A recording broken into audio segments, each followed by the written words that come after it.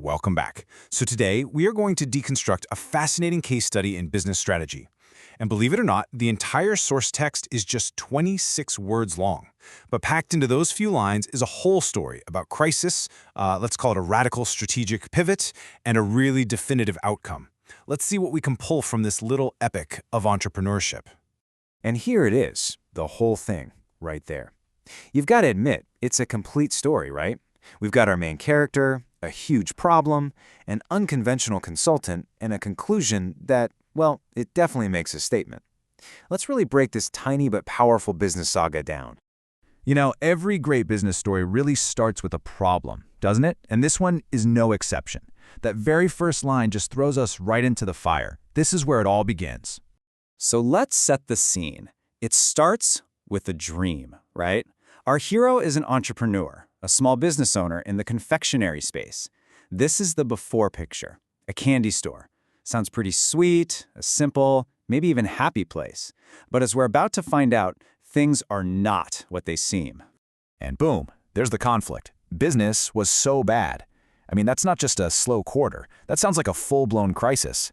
This is the core problem that drives the entire narrative. But what does so bad actually look like from a business perspective? Right. Let's get analytical for a second. Bad business isn't just a feeling. It's practically a clinical diagnosis. We're talking about the perfect storm of failure. Sales have dried up, there's no money coming in, and the whole company is basically on life support. Our entrepreneur has pretty much hit rock bottom. Something has to change. So, what do you do when your back is completely against the wall? You gotta ask for help, and that's precisely what happens next. This is the real turning point. The moment an outside consultant enters the picture with a radical new idea. Just think about that for a second. If this were you, what would you do? Maybe a big sale? A new marketing blitz? Maybe pivot to a new product line? You know, the standard business playbook has a lot of options, but the solution we're about to hear is, well, it's definitely not in any textbook. And here it is. The big advice doesn't come from some expensive consulting firm. Nope. It comes from a trusted stakeholder, his girlfriend. She is the catalyst here. She's the one who's about to propose a strategy that will change absolutely everything. And what she proposes isn't just some vague suggestion. Oh no. It is a clear, actionable, four-step plan. A very specific strategy with a very specific outcome in mind. Okay, this is where it gets really interesting. I mean, just look at this. You have to appreciate the clarity. Step 1, procurement. Step 2, deployment. Steps 3 and 4, execution. It's a procedural framework, really.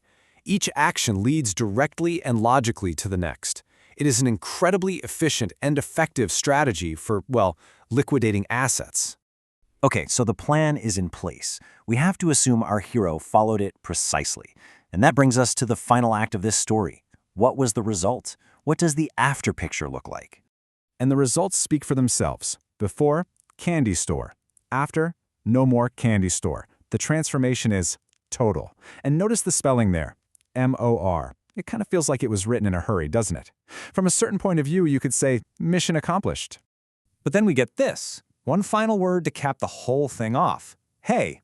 And it's not just a word, it's an exclamation. It's meant to grab our attention. What on earth could that mean? So, what do we make of that final hey?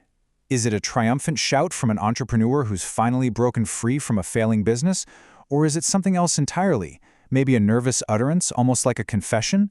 The entire meaning of this story, the real takeaway from this radical business strategy, it all comes down to how you interpret that one little word. So what do you think?